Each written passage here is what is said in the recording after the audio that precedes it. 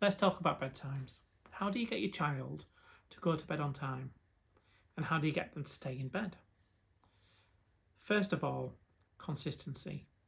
Okay, you need to make sure that when you've set a bedtime, that it happens every night, that you stick to it. You know, if you happen to be out and about and you're not going to get home till a little bit later, then they go to bed straight after. As soon as you get in, they're straight up. But it can be really, really tempting sometimes to just let them stay up that little bit longer. Don't do that, okay? Because you're sending mixed messages to your kid.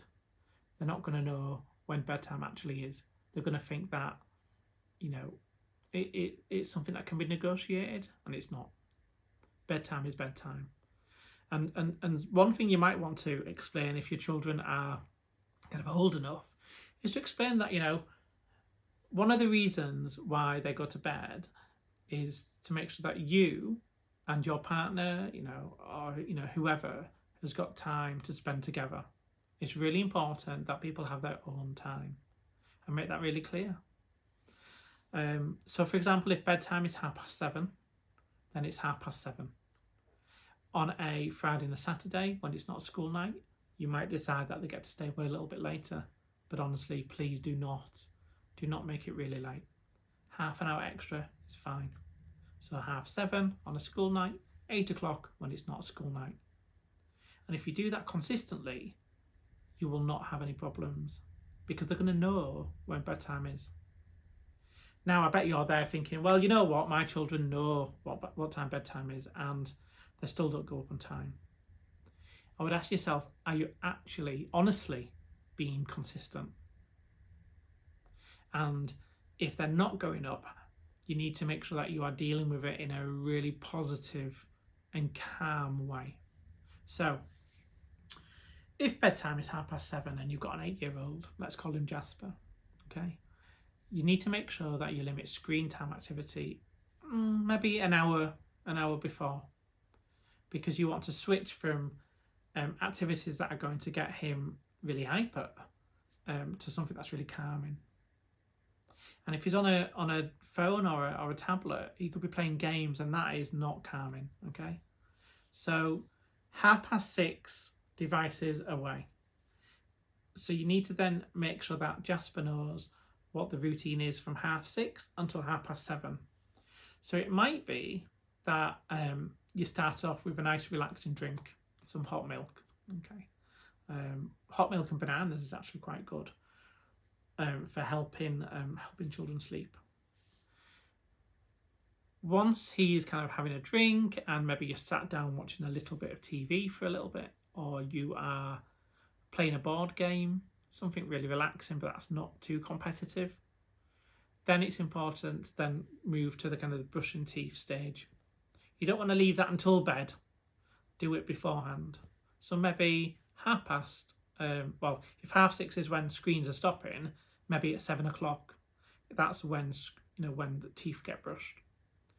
And then after the teeth are brushed and after the face has been washed, then you can do something a little bit more exciting. So, for example, a bedtime story.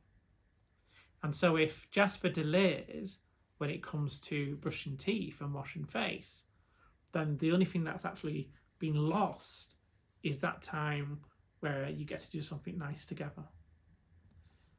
And make that really clear to kids like Jasper. You know, when you brush your teeth, then we can do this. And just make sure it's something that they'll like to do.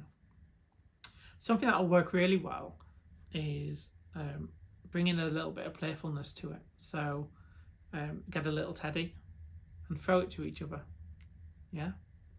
And as you are throwing it, maybe gradually you're going up the stairs and closer to the bedroom, because sometimes it can be really challenging and really difficult for children to want to go upstairs. But again, throwing a teddy, making it fun, making it into a game really helps. So do try that. Now, you've got to be really clear with children like Jasper what the expectation is and why. So at 6:30, screens are off. Then we'll have a hot drink or a snack. At 7 o'clock, you're going to be brushing your teeth, Jasper. You're going to be washing your face. I'll be there with you. We'll do it together. Sometimes it helps if you brush your teeth at the same time so that you can share the activity. Then we're going to throw the teddy for a little bit. Then we'll do some reading. I'll read you a story. Then you'll go to bed. But don't worry, you can listen to some music for a little bit to relax. We can put the nightlight on. But once you're in bed, once it's bedtime, Jasper, it's bedtime. You do not come out of your bedroom unless you need to go to the toilet. And if you do that and you say it calmly or consistently every single night, it will work. And I know that you're there thinking, but it's not. Honestly, you don't know what I'm going through. That is not the situation. It's just going to come out of his room. And you know what? He might. And when he does, just calmly redirect and just say, Jasper, it's time for bed. Come back upstairs to bed, please. And take his hand and guide him upstairs. Try to do it calmly and minimise the words that you're using. Because for children, some children, especially children that have experienced trauma, any type of interaction that they have with you, even if it's kind of negative, if you're kind of getting frustrated and shouting or raising your voice, that still rewards children like Jasper or children that have been in the care system, and it makes them feel good. And we do want them to feel good, but we need to do it in a different way. So if that means that you need to spend a little bit more time leading up to bedtime with them, let them know that they're safe, that you're there for them, that you're not going anywhere, that's going to help. Something that you need to be mindful of as well, especially if you're a foster carer or you're looking after somebody else's children, is you don't know what they've experienced in their life. And for some, they might be feeling quite anxious that something's going on downstairs. Perhaps they're worried that that there's going to be alcohol, and perhaps that's not been a very safe space for them when they've been in bed in the past. Perhaps they're anxious about people coming to their room. Perhaps they're anxious about being trapped in their room. So try and think about what could be going on for children that have been in the care system, and make sure that you adapt. So keep the door slightly ajar, keep a nightlight on, let them know that you're still downstairs.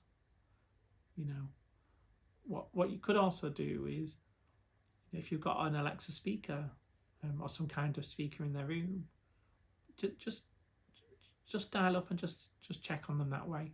See if they're okay. Let them know that you're still thinking of them. But bedtime is bedtime, and they're not to come out of their bedrooms.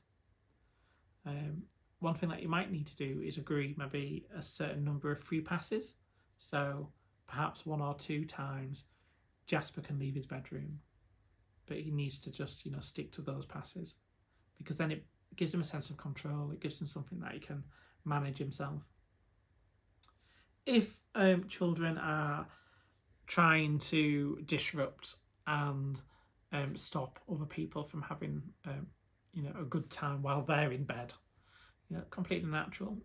Some kids are just going to want to push those buttons, but you've got to ask yourself, are you really going to let your mood be directed by an 8-year-old? And that's your choice, really. And I know it's frustrating, I really know it is, but it's your choice. So again, set those expectations up, and you need to understand that that's going to take time, okay? But with consistency every single night, it will work. Something that you might want to do is kind of on a school holiday, make sure that children are not going to bed late every night.